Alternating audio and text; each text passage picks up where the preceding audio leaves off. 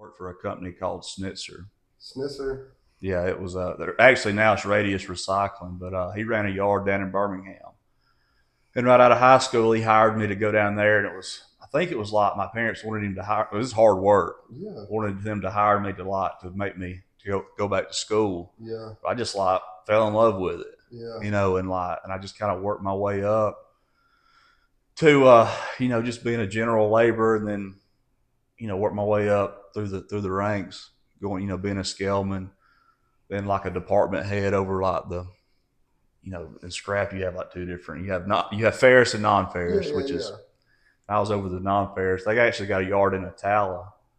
Uh, that's where I'm working now. I work for a guy that we're like a subcontractor for this company that I'm telling you about. Like, so I'm actually in their facility working for them now. Just doing scrap. Just cutting. I sit on an excavator or Yeah. sit in an excavator. Yeah. I just sit there and cut scrap all day. Yeah, I gotcha. And my boss, he has like 5 or 6 different machines, got them spread all over. We cut rail cars, whatever. So basically, like it's like the real deal. Oh yeah. It's a huge corporation. I mean, they're like a worldwide corporation, Fortune 500 company. Yeah, I asked that because I'm Yeah. back in your using days. Yeah, you know what I yeah. mean? No, this You isn't. get some copper Yeah. to go up there. This isn't This is a some. little yard. No. You know what I'm talking about? This isn't some mom and pop operation. This is a Yeah. big, huge corp. I mean, they're literally there are corporate offices out in I don't know if it's Seattle or Portland, but it's out there on the West Coast in Oregon. I gotcha. Or Seattle, that'd be Washington. Anyway, it's on the West Coast, Yeah. so they're a huge corporation. Did so like when you got out of, I guess when you went to treatment and everything, dude, like you just came back and got in the scrap, or how did that? No, Like, do you have to like build some trust back? oh yeah, of course. Like it took years. Like that's kind of a funny story you talking about the like the job stuff. Like because there was a big gap in my job history. Yes. There's Yeah. like That's why I asked that. 3 or 4 years because they're at the end when I'm really running and gunning. Mm-hmm. I mean, I can't work. Like there's nothing. I'm just not. I can't do it. Can't hold a job. And so yes, when I got back, this is kind of a spiritual experience I had with this. Like this is how God works. But I come back and like I get back out of treatment and like I throw myself into recovery. But I had a back injury like through all this. So it was like a couple years. So Was it pre-existing? yes, it happened like years before. And that's really kind of like I'd always dabbled with the opiates. Yeah. But then when I hurt my back and like it was almost like a ticket to, I was getting prescribed Yeah. very, I can get high now. and it's okay. Legally, like, yeah. It's okay for me to get Yeah. high now.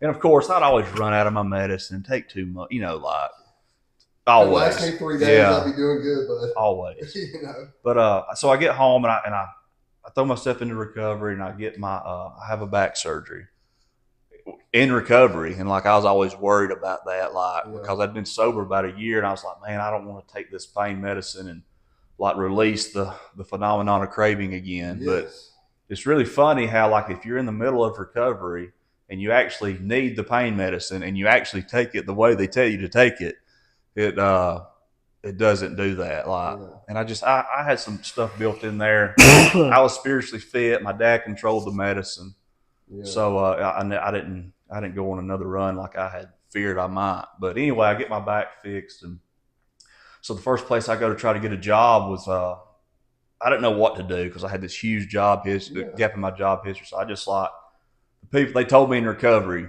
all you got to do is put in the effort. Yeah. Start putting in applications and resumes and let God handle the rest. Yeah. So first place I put in was this place called Bryce Thomas Radiator, which is right there in Gadsden. And first place I put in, they hired me. Mm-hmm. And they were like, well, we just bought this new company. We moved it out, back home to Alabama from California. It's called US Radiator. And it's not at this facility, but it's just like right over here on Sutton Bridge Road. And I'm like, Sutton Bridge Road, that's where the meeting hall is. I'm like, where's this place at? And lo and behold, I go to work at this place, and it's literally right across the street from the meeting hall that I'm involved in, the fellowship that I'm involved in. Yeah. be careful here about, following traditions and all that stuff. But anyway, and that's crazy. This is like God's hand in this, because like I went about 3 years in my first 3 years of sobriety, I didn't have a license. Mm-hmm. So my dad, my parents, man, are just wonderful people, and like really did so much for me, especially the early on when I couldn't drive. Yeah. My dad would take me to places. My dad would take me to treatment centers, like guys I'd be sponsoring, and like drop me off, and like I'd go in there and listen to a Fifth Step, and like he would like hang out in the parking lot and wait on me. That's how solid, bro. That's how involved they were. Like an integral part of my recovery in the beginning, and even now they're just really good people. Never dealt with anything like this before. Is your parents, and you don't have to answer it, do they struggle with any type of? That's what. No. My mother, like my dad, a lot. No, not like that. They can, and they don't really drink anyway. But if they do, they can drink like normal people. Like they're not like 90% of the population. Yeah. But it is in my family. It's almost like, and I've seen this a lot, man, being around this stuff. It's almost like it skips a generation, because like my grandparents, like they struggled with it, or one of them, like, but and it's almost like maybe my parents grew up seeing that stuff and didn't want to. Mm-hmm. That's why they didn't. But I don't know. I quit trying to figure out why. Yeah. I am the way I am. No, I get that, man. I didn't know. So like, I guess kind of walking it back a little bit, bud. Like in high school, what I'm trying to ask is like, when did you like, man, I might like this a little bit too much, or when did you realize I don't use these substances like other people do? Man, it took years. It surely wasn't in high school. Yeah, it was probably years later on, because my illness was very slow progressing. Like I held it together for years, where I could just just do a little bit and hold down a job and like, keep the marriage together. By the way, I destroyed 2 marriages through this too. Same here. And, but there at the end, like where I guess where it really took off is like, I started using in ways that I never thought I would use, with a needle. Yeah. And, so you didn't start off with. No. So, okay. It was years and years of just, yeah. And it was years and years of just like prescription medicine. Yeah. But then at the end, it like goes into, it always progresses. It gets worse. Never. And like it progressed into the street drugs, and then it's just like, it's just crazy. Like I never would have thought I would have turned into that guy, ever. Yeah. Because I come from a loving family, good people. I was a pretty good athlete in high school. Like just, whenever. But I tell you another thing I've seen since being around this, like this stuff doesn't discriminate at all. No. I don't care what socioeconomic background you're from, what race. I'd be willing to bet it affects every person one way or another, through family or friends. It's just, it touches everybody really. Yeah. But I would say there at the end, so I've been sober almost 5 years. So, a couple years before that, maybe 2 years, maybe 7 years ago is when it really got bad, is when I realized it. And probably not until that treatment, like I was telling you about at the beginning. I don't know if we were rolling or not, but when I was in that treatment center, and I got kicked out, and I was like, man, I can't even stop in here. This is a problem. Yeah. And I realized that this, normal people, I don't know. It was just like, but I needed that pain. Yeah. I needed that pain to make me turn and to try something different, Yeah. And when you talk about pain, bud, like, again, it's whatever you're comfortable answering. Like, what type of pain are we talking about? I'm talking about like spiritual and emotional pain. Okay. Yeah. And like with the opiates, of course, the physical pain of withdrawing, but like it was just like more the spiritual and the emotional. Can you pain. Articulate that a little bit when you say that spiritual? Well, I didn't know what was wrong with me, man. I didn't know I had a spiritual problem, and I had no clue. I thought what recovery was I would quit using and drinking, and my life would get better. Yeah, right. But it gets worse. Like when I went into that treatment center, I'd been there for 5 or 6 months, and of course I wasn't using. In my life, I was becoming more miserable.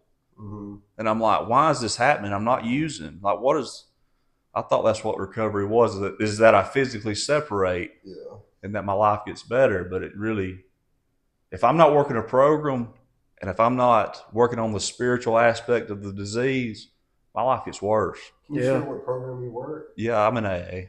Yeah. Have you always been in AA? Yeah. Yeah. Mm-hmm. Have you did anything? Have you tried any other programs? Or so AA has been the de facto for you? That treatment center I went to, was heavily. Just for instance, when you would get there, they would hand you a big book and a 12 and 12. And they would say, this is your license to drive around here for 30 days. Yeah. Don't get caught without it.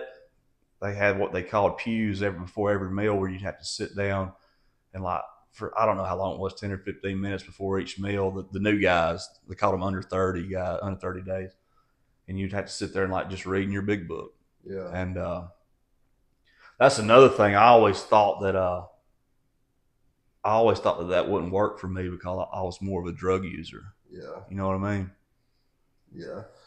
So let me ask you this, man. And we've had a bunch of people on, Bo. They necessarily don't go to AA or whatever. So in your experience, what makes AA like? Because like I said, I've been to AA. I participated in AA. Not necessarily I work the program now, but I'm very familiar, and I think it works very well if you work the program. But what I'm saying, just in your perspective, why do you think AA has worked for you?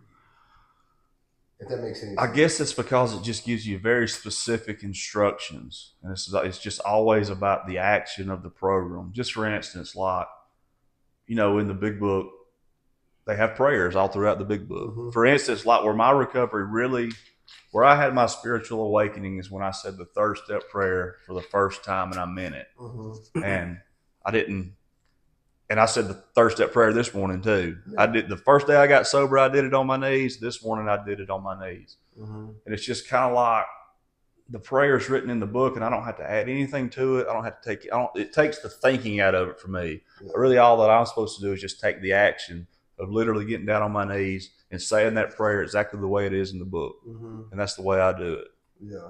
And it's like, it just kind of takes the thinking out of it, Yeah. Because we can't think ourselves to become better. No.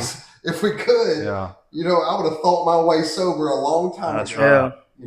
And that's one thing I really love about AA. It's like, hey, y'all shut up and just start doing this. Yeah, it's always about it's not about what you think or what you believe, it's about what you do. Yeah, absolutely. It's a spiritual program of action. Yeah. Just taking the action every day. And another thing that I love about it is like, not every place, especially in small towns, not every place that you're going to now, like CR's gotten pretty big. Yeah. But like not every place is going to, just about every small town, you're going to find an AA meeting. Yeah. You are. And, no matter where that's at, if it's rural Alabama or wherever, mm-hmm. you can find a meeting pretty close. Yeah. And I think that's why it works so good. And it's just very clear instructions, the prayers in there, help other people.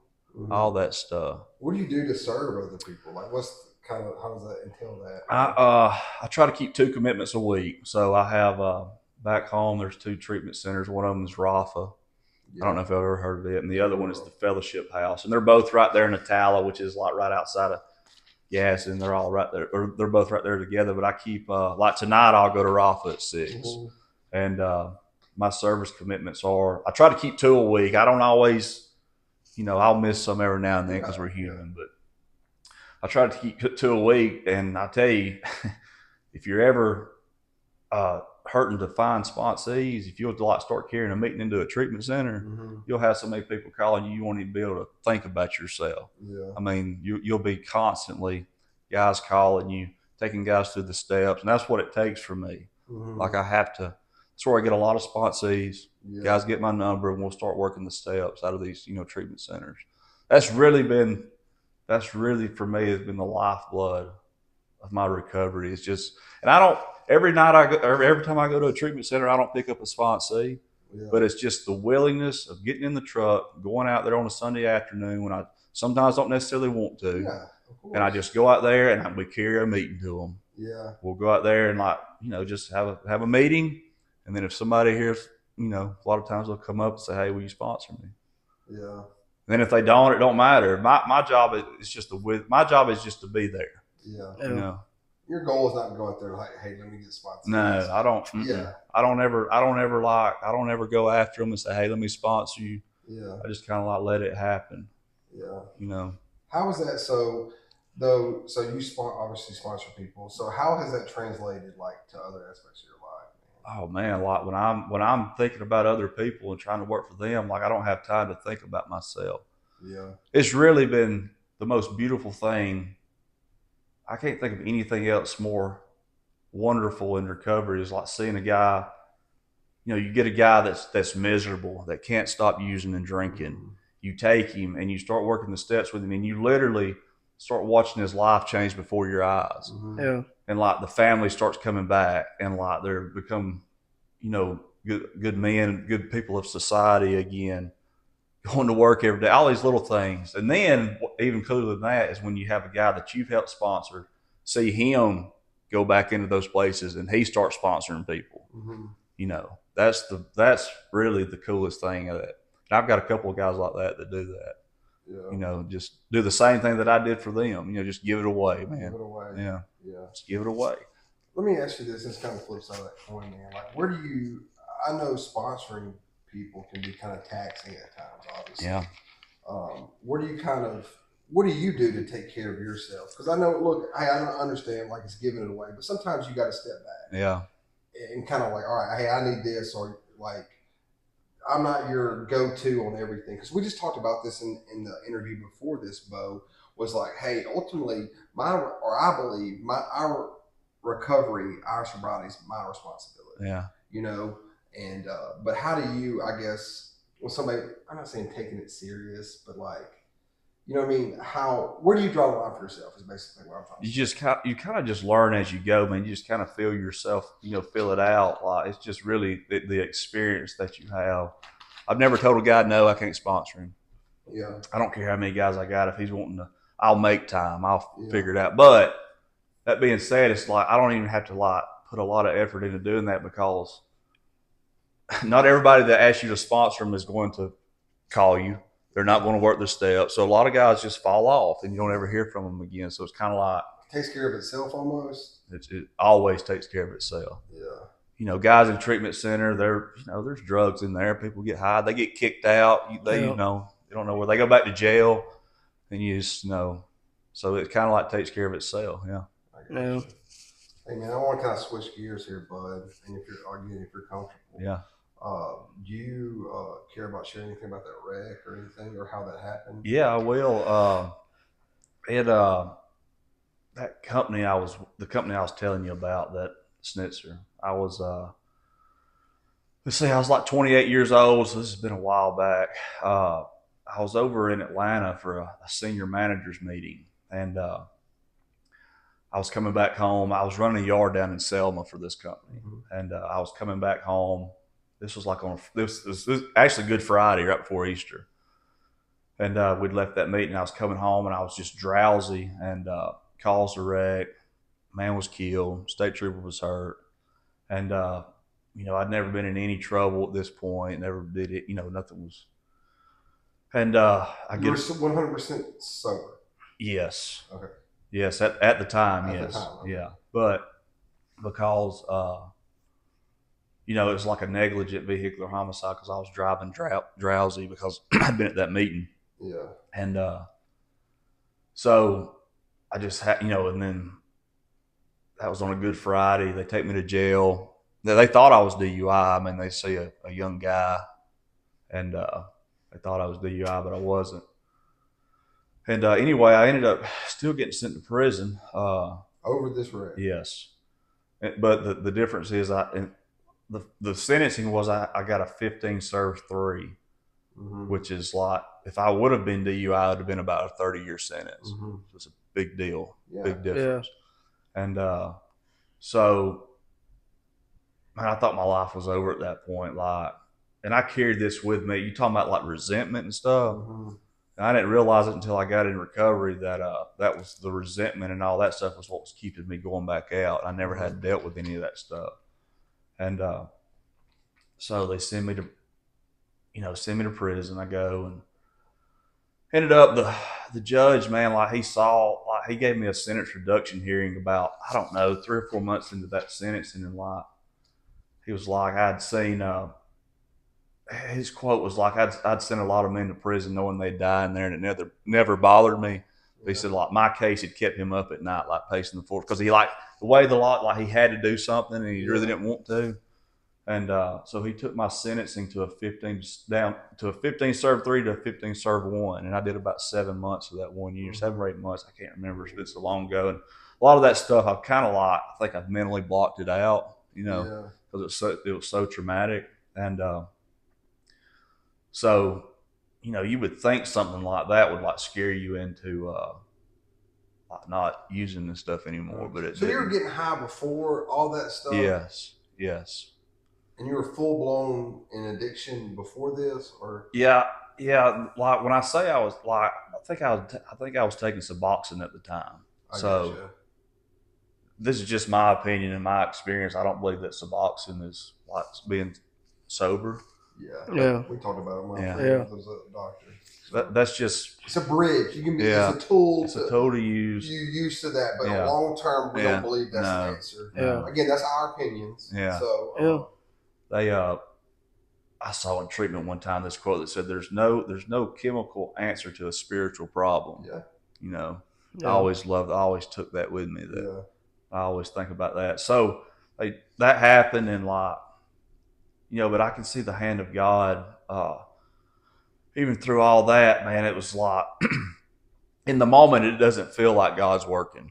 You know what I It's mean? against you Yeah. almost. Well, Yeah. and I had a resentment towards God. Yeah. Like, and I tell you, I've had a lot of guys I've sponsored doing the same way. And Yeah. I'll say, that's fine, just write it down. Yeah. God is big enough; He can deal with that resentment you got towards Yeah. Him. Absolutely. And that's what a first sponsor told me, that write it down. We're going to let God take that from us. Mhm. But so I lost my train of thought. We're But talking about prison, like Yeah. why, like the wreck and all that Yeah. other stuff about the judge. yeah, oh yeah. So I finally get out. My ex-wife, my second wife, was pregnant with my son that I just dropped off. She was pregnant with him, and I think it was about 13 days. Like I got out like 13 days before he was born. So like, oh yeah, that's what I was going to say. So I could see the hand of God in all this. Like got me out. I was there for the birth, all that stuff. But looking back on all that, I could see God's grace through all that, because, man, what if I'd have been sitting in prison for 30 years? I mean, Yeah. I wouldn't be sitting here today, Yeah. Mm-hmm. and like I can never see that stuff in the moment.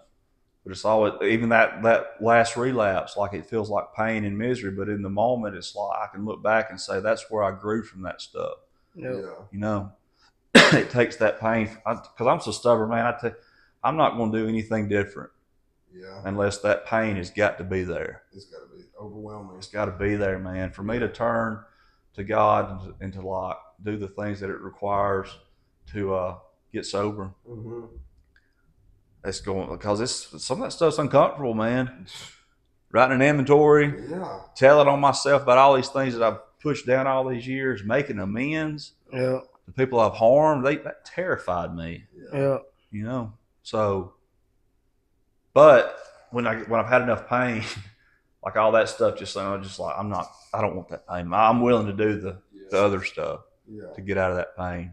Yeah. I was going to ask this too, man. Like, when you're in prison and everything, did you have time to kind of think about, like, did it give you time? I guess when I've been in jail and stuff, man, it gave me time to, I won't say necessarily reflect, but saying, like, obviously it wasn't bad enough for me to stop because I went out after, but looking back, man, you made a good point.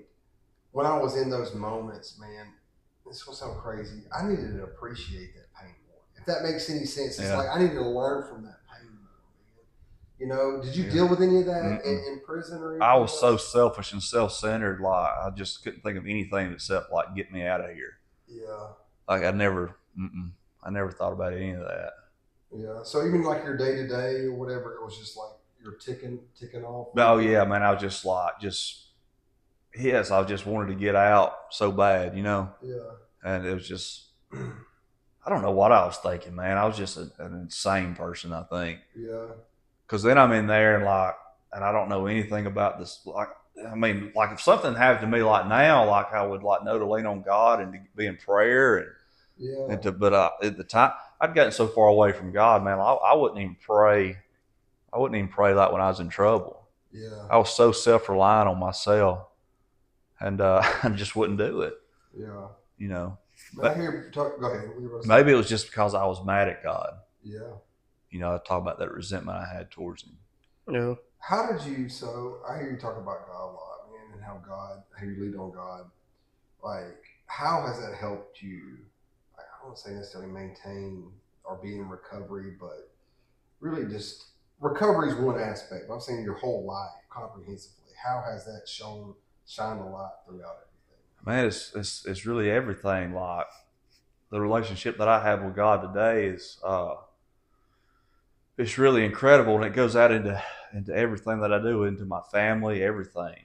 But I learned all that. I learned all that in recovery. Yeah. You know, I grew up in church my whole life, and like didn't have a relationship like I do today at all. You know, we would go to church on. I mean, I was there a lot. You know, go to church on Wednesdays, Sundays, but like the personal relationship was never there. You know, but now it's like that's another. You know, recovery's given me so much, man. It's like allowed me to like go and do the things that I love to do. Like I've gotten back into church since I've been sober. Yeah. You know, I've got my son into church. Like we pray together. Yeah. It's just done everything. Like it's just made me a better man, better father, better son, all that stuff. So, you know, I know a lot of people watching this stuff, man, necessarily aren't religious or believe in God or whatever. But please explain to us, like, what's your day to day to, I guess, stay connected in that relationship? I wake up in the morning, like I mentioned earlier. I get down. I literally, and they told me it was very important. Like when I first started this stuff, even though I'd had enough pain, like I would still question it a little bit. Like, why do I got to do this? Yeah. For instance, why do I have to physically get down on my knees every morning? One of my best friends that I was in treatment with, I was asking him this, and he'd been exposed to recovery, and he said, well, you know, if God is who we think He is, He probably deserves us to get down on our knees twice a day for 30 seconds, 45 seconds. That was just enough for me to know that. And another thing, you can talk about the action of the program. So I kind of got off on a tangent, but what I do every morning, I get up, I physically get down on my knees, and I say the third step prayer. I say the 7th step prayer. I say the prayers on pages 86 through 88, which is mostly the 11th step. Then I'll like go get me a cup of coffee, and then I'll sit in my little front sitting room for 50. I set me a timer on my phone, and I'll sit there for 15 minutes, and just trying to quieten my mind. You know, meditation is exactly what I'm doing. I'm just sitting there, and some mornings are better than others. Some mornings I can sit there and man, I just feel like God's presence. He's with me, and He's always with me. But it's like some mornings it just feels stronger. Yeah. And but it don't matter how it feels. I do it every morning, no matter if I actually feel it or not.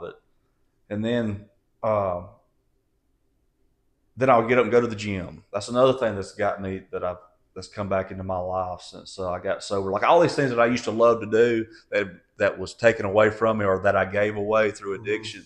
I enjoy doing these things again, like just being a part of life. So I'll do that, and then I'll go to work, and then, you know, like I said, I keep those 2 commitments a week, and then throughout the week I'll go to different meetings at my home group. Yeah. So that's what I do. I get up and pray and meditate every morning, and call a sponsor. If I'm dealing with something and I'm in my head, I'll like reach out to people. It's always like the actions that I take that keep me connected to God, you know?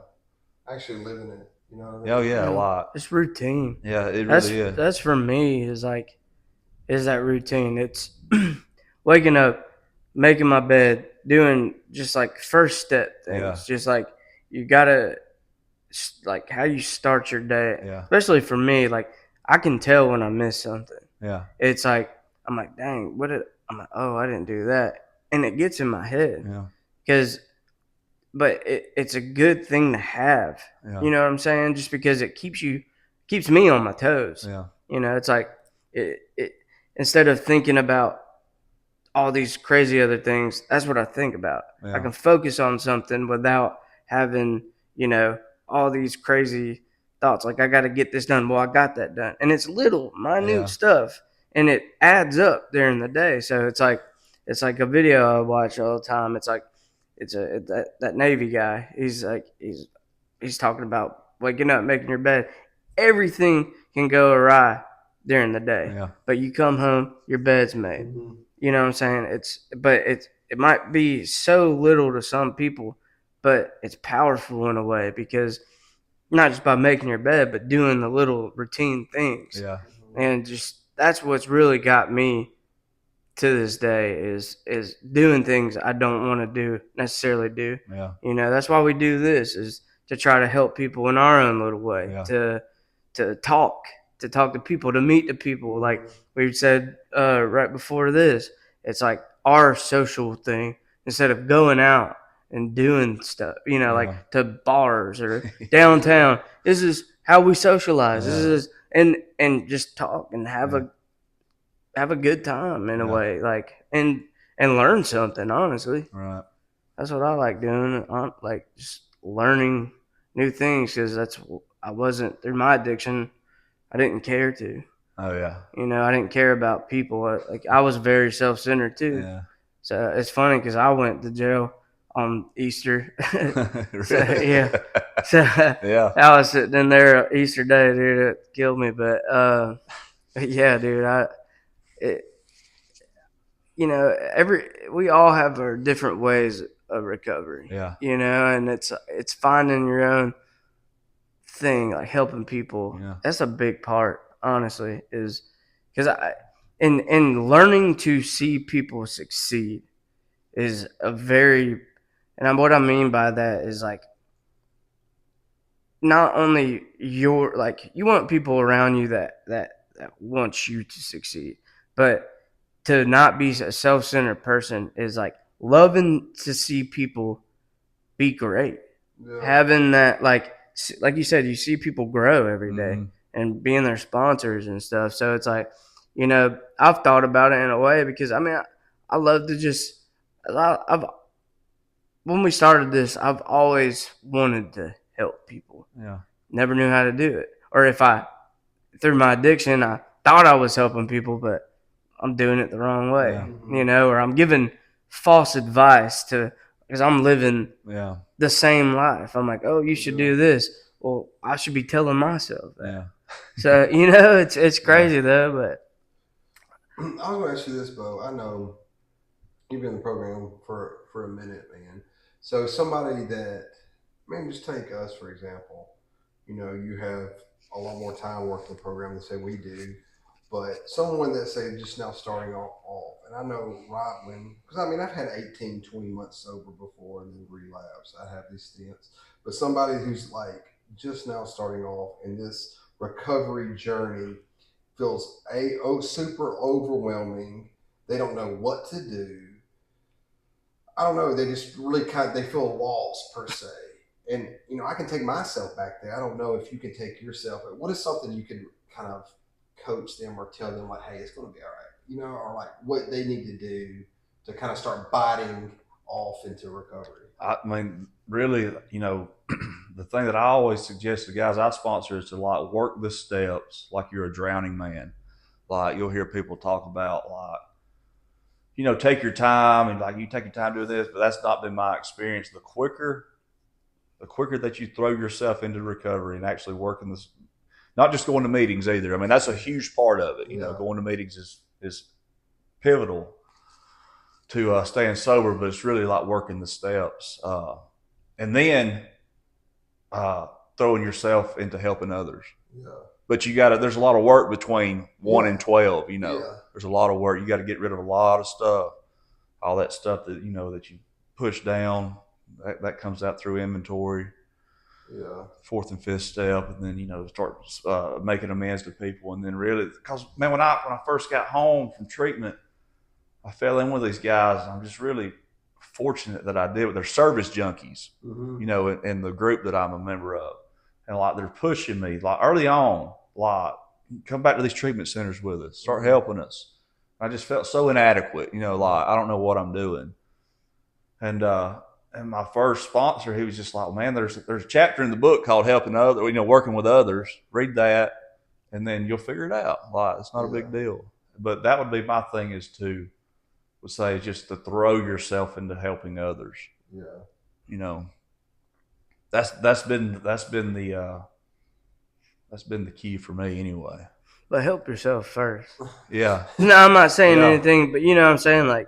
But that's where a lot of people, I think, go into recovery. They're like, oh, I'm going to do it for my family. I'm doing it for this. I'm doing it for that. Like, take a step back. Do it for you first, and then you can allow yourself to do it for others. That's why I think the steps are in order the way they are, because you talk about helping yourself. The way that you help yourself is to do all that stuff, like doing inventory. Yeah. Like you get freedom from all that stuff in order that you're able to once you get freedom from all that and the bondage comes off of you, all these things that you've done, then you can help. That's why helping others is all the way down there at 12. Yeah. Yeah.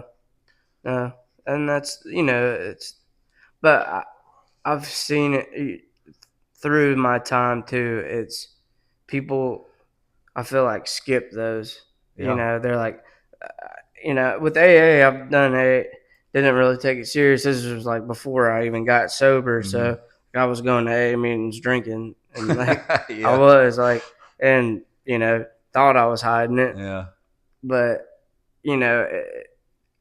I've just seen it with people kind of now. In a way, they get comfortable and they forget about themselves. And I don't mean to like say it like they just like again self-centered this way, but they forget why they got sober. Yeah. Because you gotta want it for you.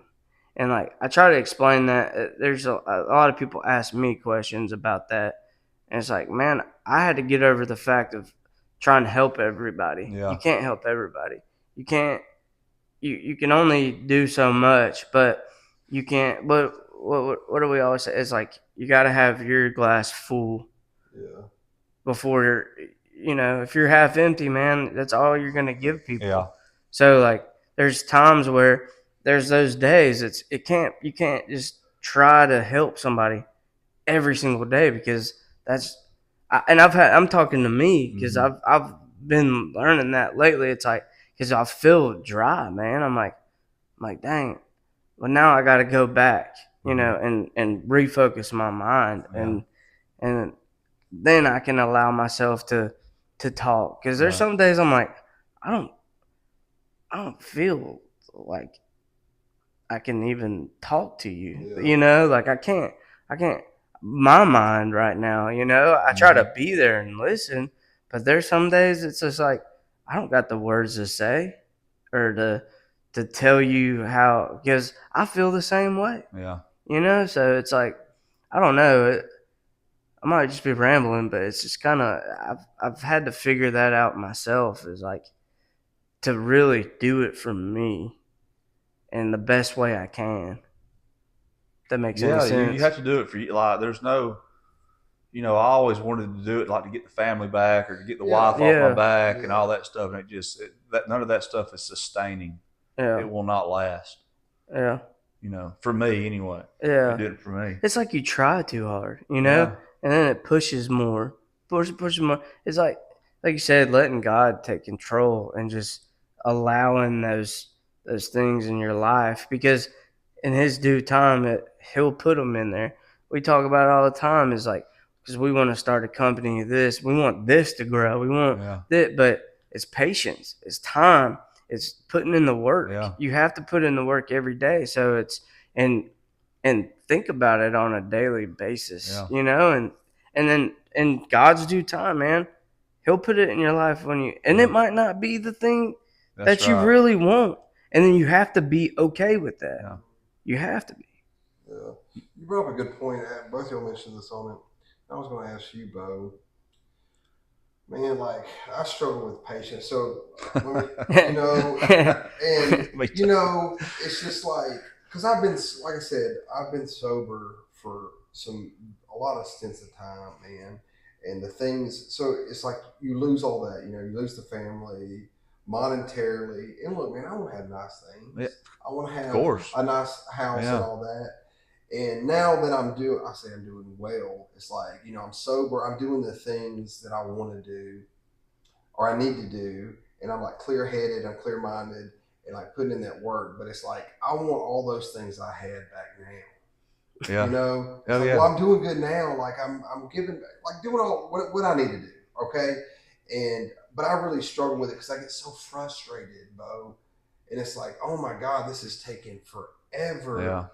To come back. Is there something that I guess I don't know if you deal with that either? Oh, yeah. You know, and it's like, well, I had this, and that I lost all due to addiction, and now I'm X amount of time, whatever, sober or doing well for X. I want those back now. Yeah. I'm waiting for those to return back. I guess is what I'm saying. Yeah. And it takes me to a place, Bo, where I get frustrated, I get pissed off. Yeah.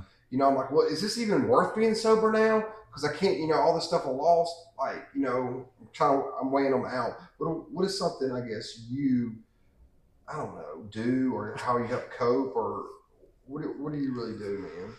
Really, the patience thing, like as far as monetary, like of course I've been sober almost 5 years too. So like when you're not buying drugs, you Oh, can yeah. save some money. Yeah. Absolutely. No doubt. But the thing is, like all that stuff come back pretty quick, and like you know, I was able to get all that stuff back. Well, really, I guess what I've struggled with most, it's kind of hard to talk about, especially as you go out over that thing. Yeah, whatever you're comfortable with. Yeah. saying. But it's like really like relationships, Yeah. because I talked about I destroyed 2 marriages already through my using and drinking.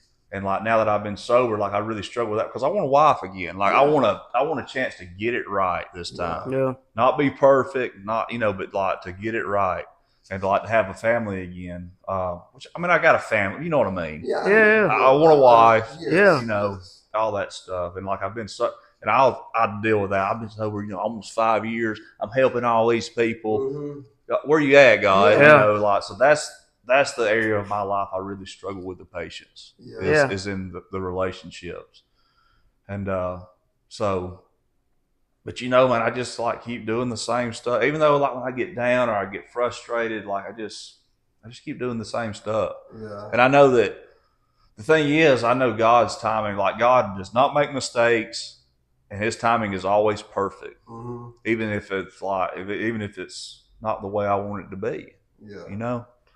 Yeah. Yeah, So- I say that too, man. Personally, I think we've talked about it before. That's my thing with relationships. But in my time, I haven't done it properly. Yeah. There's a time in my life where I was like, I discouraged myself. I said, I'm never gonna get married. I'm Yeah. never gonna have kids. Why do I deserve that? Yeah. I don't deserve that because I'm not being who I'm intended to be. This is Yeah. how I'm going to be for the rest of my life. Yeah. And who would ever want that? And finally getting my wits about me. Yeah. I know my mind's incorrect. That's the enemy talking. Yeah. So I gotta, but now I can't just force it, rush it, because I've said it before. I'm a sensitive dude, bro. Yeah. I'm a sensitive guy. There's been times in my life. I mean, a woman will look at me and I'm like, oh, she loves me. She wants me. She wants me. Yeah. She needs me. Yeah. But and try to engage, and then it doesn't work out, and frustrate because But most of the time, I got to look back because it's me, because I'm forcing something Yeah. that's not there. That's not meant to be. So take a step back. I have to tell myself that. I'm talking to me. Take myself back and just let God do His will, man, and it'll work out. But now I'm present, Mm-hmm. and I can be, and I think that's what He's really teaching me right now, is to be present. Yeah. God's really good at course correcting too. Yeah, Like if I've tried to date, I've dated, since I've been sober, and like just nothing's worked out yet. But and it's probably because I don't know what's best for me. Yeah. I think I know what's best for me. I don't know what's best for me, man. no, I just don't, and that's where I just laid on God. yeah, If this isn't your will, I learned this from some of the women that I'm in recovery with that talk about bless it or block it Yeah. as far as relationships. And like that's what I always, if I ever start talking to somebody or dating somebody, I'll say that prayer. God, either bless it or block it. Yeah. And then it kind of like takes me out of it because I do not know what's best for me. Yeah. You know. I was gonna say this, man, and I guess Dylan I can relate it to this. So when I was dope sick, and I'm in the throes of being dope sick, like day 3 or 4, there's nothing nobody can say to me to make that better right now.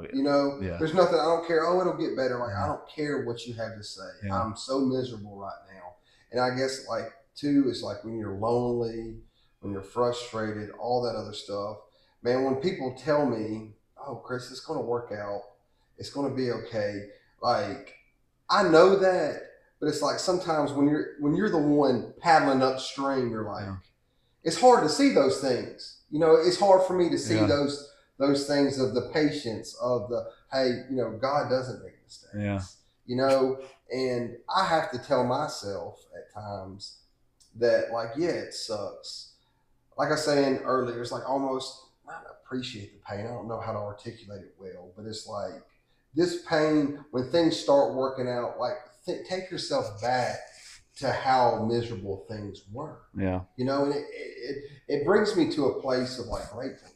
Oh yeah. And appreciativeness because it's like almost I needed that pain. I needed that. I know it sucks, and nobody's like, no, you don't deserve pain. No, but I was like, I needed to really feel this. That's the thing where I always talk about comfortability, man. Is people forget.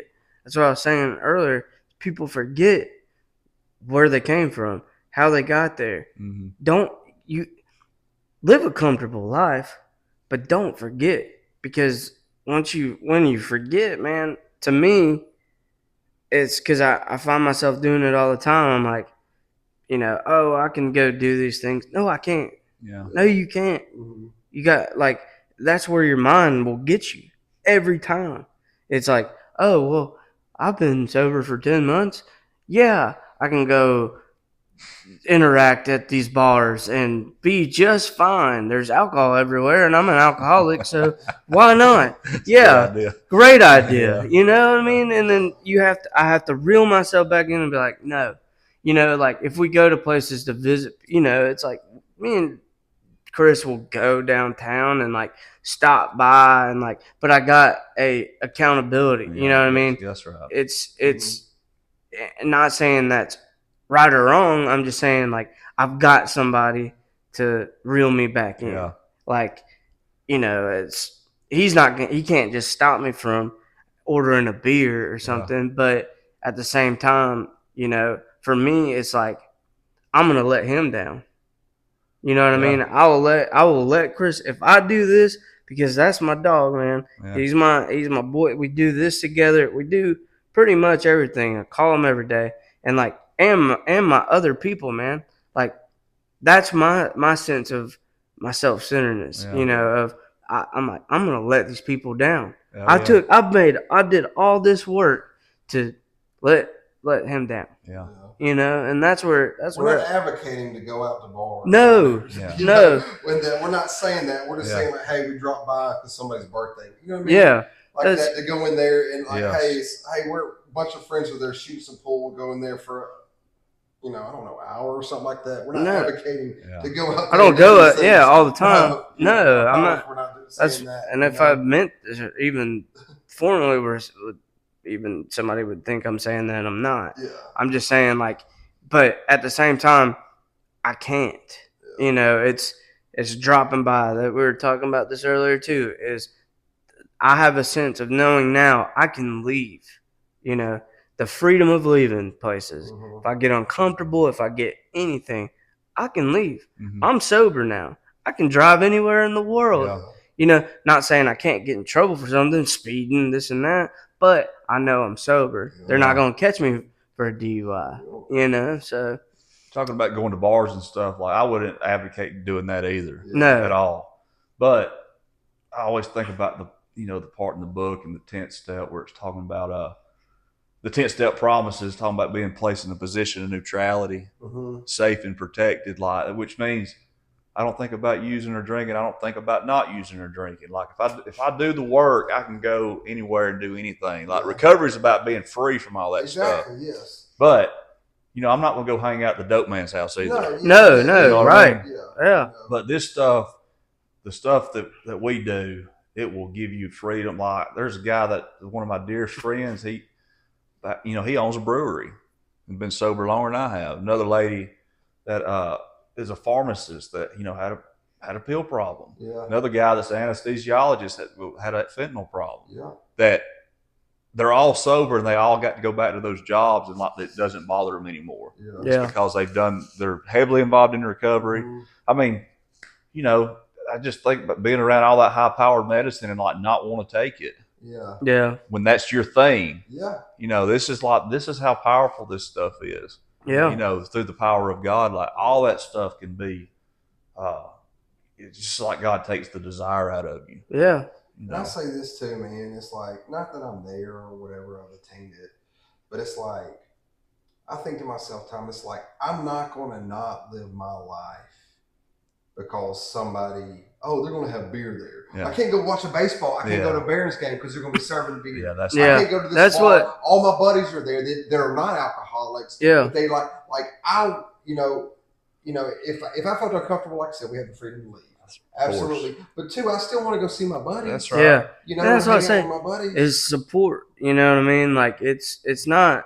I wasn't trying to say either. Is like, but I don't want to live in fear. Yeah. Like I don't want to be able like a friend's birthday. Well, of course, normal people are gonna do their normal things. Yeah. I just know I can't. So I'm gonna at least I can stop by. Yeah. If I start getting any intrusive thoughts, I know now to just leave Yeah. and go do something that to get my mind off of it. Or thank God I don't necessarily have like the urges because I mean, like you said, he kind of nowadays it makes me nauseous. If I smell beer, dude, if I smell liquor, if I smell it, honestly, it makes me nauseous. I'm like, ugh. It's like people quitting cigarettes. You know what I'm saying? I have that sense of smell about it. I'm like, oh my God, like that's terrible. Like I don't, and it makes me nauseous, and I feel like God put that on me. Do I think about things? Yeah, we've talked about it. It's like going to a gas station. I'm like, oh man, I can grab one and go home. I'll be right back to where I started, man. Yeah. Like but there's the things you have to think about, and it's okay you're gonna think about those things. Yeah, of course. And it's okay to do that. We're not perfect, so it's like, but to allow yourself to fall back into it because it's easily a trap, you know. But that's why, again, I gotta have good people around me. I gotta have the wisdom of knowing I can't do that. Yeah. If that makes any sense. Oh, So, yeah. It in my experience, as long as you're spiritually fit and you have a reason to be there, like going hanging out with your buddies at a ball game, Yeah. that's a reason to be there. Yeah. Yeah. They're your friends. Yeah. You're supposed to be around them, Yeah, absolutely. and it doesn't. It's okay. Yeah. It's about living. Because I've lived in bondage for years in addiction. Like I want to live, man. I want to be free from this stuff. Yeah. And be able to be present and enjoy and laugh and That's really right. laugh with that's these right. dudes. Yeah. And enjoy these things, man. Yeah.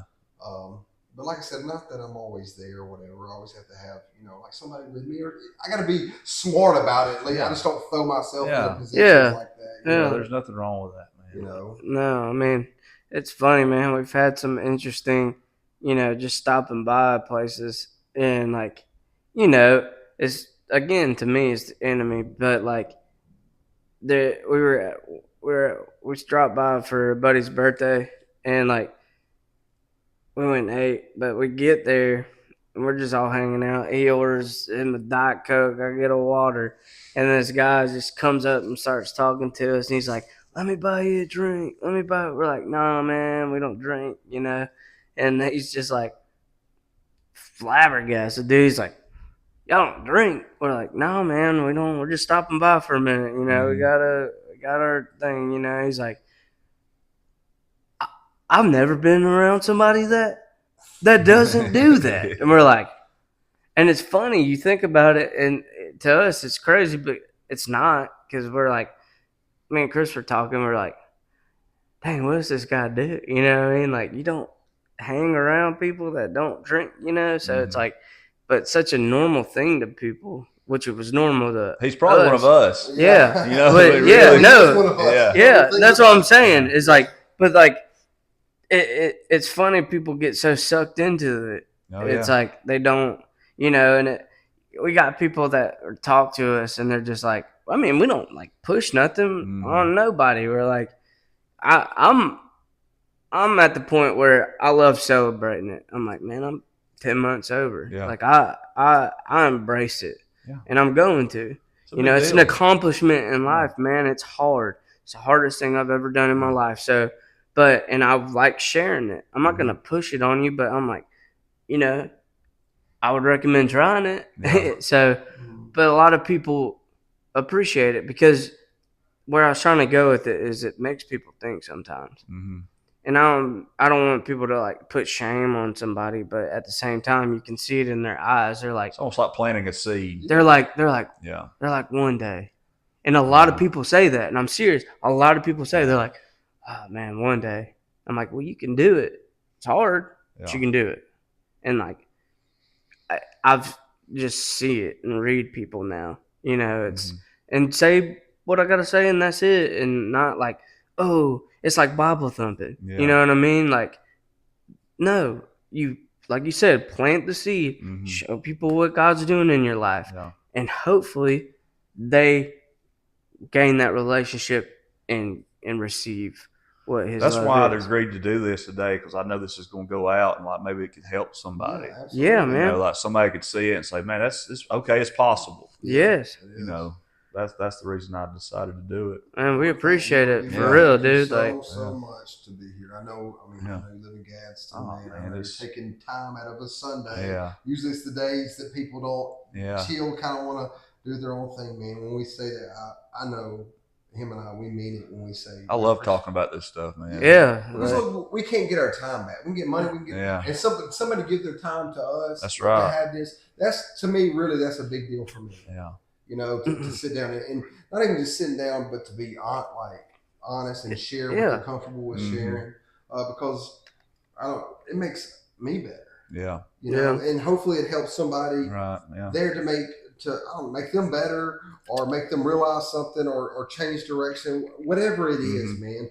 And that's the reason we do this, man. It's just for that aspect, you know, three Yeah. grown ass men on here, Mhm. just be like, hey, this is what it is. Yeah. This is how we're navigating an already tough life at times, Right. you know, without chemicals. Right. Yeah. Yeah. And you know, that's a big thing for me, man. So Yeah. yeah, dude. That's like, for me too. It's more lines with helping people, but it just helps me, you know, realize like I don't have to go back and live that miserable life. You know, because it helps me.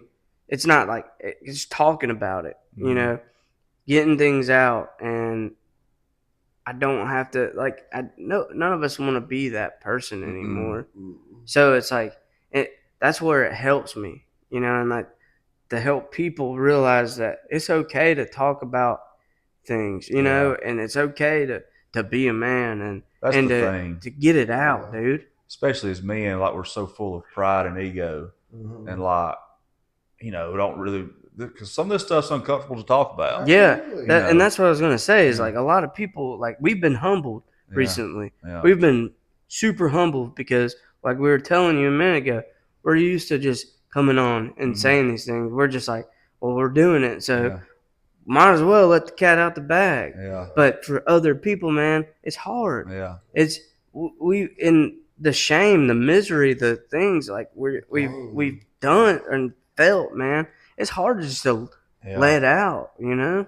but it helps me. It helps to puncture my ego, Yeah. which is what I need constantly. Yeah. I think about it like my ego, like this balloon, and it's constantly filling up with air. Yeah. And like I have to like do things to like stuff like this, or going to a treatment center, or like telling on myself when I make a mistake, Yep. making amends when I've harmed somebody. Yeah. Yep. It's just like that'll puncture the Yeah. balloon for a little while, and then it Yeah. starts filling back up again. The ego will rebuild itself so quickly.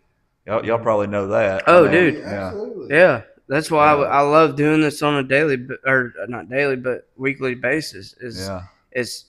That's what it is for us. I mean, you said it perfectly right there. Honestly, just to bring me back to honest reality. Yeah. You know, it's like not that I'm like, oh man, I didn't have it that bad. No, like, and nobody's story is better than the other. Yeah. You know, this ain't a freaking Competition. Yeah. dude. But we as three men have gone through some deep stuff, Yeah. and there's only a few ways to get out of it, Yeah. and that's like by doing this kind of stuff, man, and realizing it, because I do too, man. I tell on myself all the time now. I'm like, I did it, you know, because I was a liar. Yeah. I was a liar. I was lying, stealing, all of the above. Yeah. I think we all know that. We all did that. That just goes with the lifestyle. Yeah. So it's like That's just part of it. It's part But- of it. Yeah. It but really is, man. in my brain now is I can't.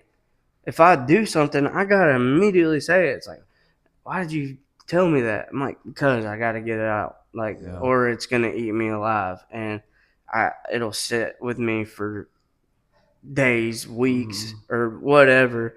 You know, I mean, even through the program, man, I had to learn a lot. Like, I'm glad I had Chris because, you know, because I blatantly lied to his face. I flipped the freaking, I flipped the gator we had out. I was on property, and Yeah. I flipped it, like, Yeah. and broke a lot of things. And I went to him and I was like, they think I flipped the razor. Yeah, they think I flipped. I said, "Well, did you?" He goes, "No." Yeah. Did you come back and tell him the truth? Yeah, So that's how you know you're getting better. yeah. Like, I was like, you know, and now, like, I just tell him straight up. It was like one of the like guys, like, I can just tell straight up. Yeah. Even my family, you know, but like, it's those things I've been working on, you know, and there's still times like those are my intrusive thoughts is to lie, that's- and I'm like, what? Like, why don't I even think about It's that? just because I think it's because we live like that for so long. It's kind of like we've been hardwired into that's just what you do, and it takes some time to like let all that stuff. Honesty, I mean, like that's one of the pillars of recovery. Just getting honest about stuff, Yeah, and that old saying, "The truth will set you free." I mean, it's true. yeah, It will if you just get honest and tell them this stuff. But I tell you, I'd lie about everything. I'd lie when it would even be beneficial to tell the truth Just lie, sometimes. lie, Yeah. just lie. Yeah. yeah, Just Yeah. lie. yeah. I was like, Yeah. I was I like, don't have to lie about that. I just lied anyway. Yeah. You know? it wouldn't even be that cool. Yeah.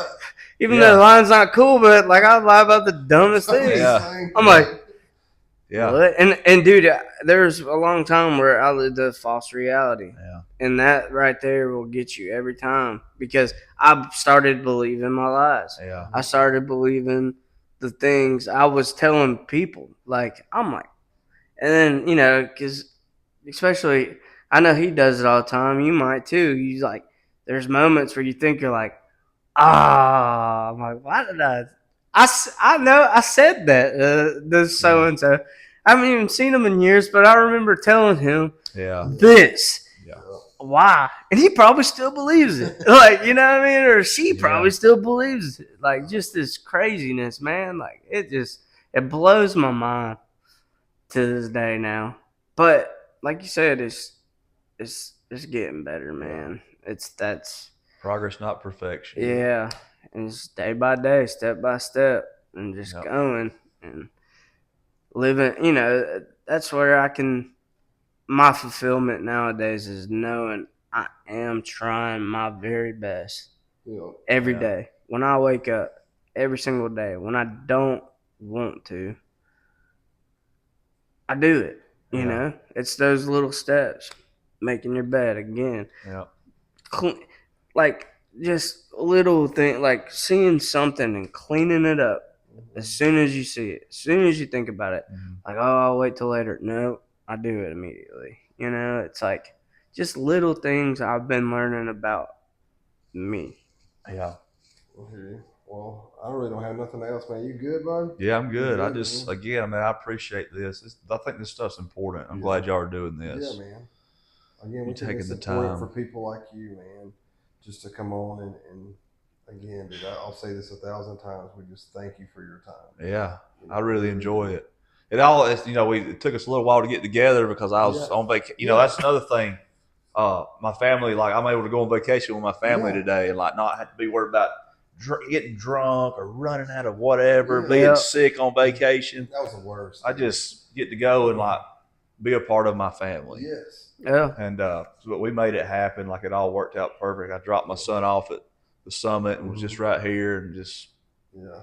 almost like it was meant to be. It is. Yeah. Yeah. No, man, that's what God's plan. Yeah. I just want to say a note on that, like going out doing things with family now. It's like that's what I was telling him. I think yesterday we were going. He worked with me for a little bit yesterday, and just we had to run the Lowe's a few times.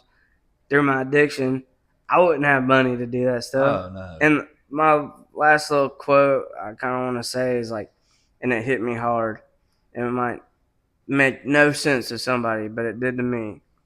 But this dude was saying that, you know how, you don't have to buy the most extravagant things, but you're making it is when you can go somewhere and go to eat and order whatever you want Yeah.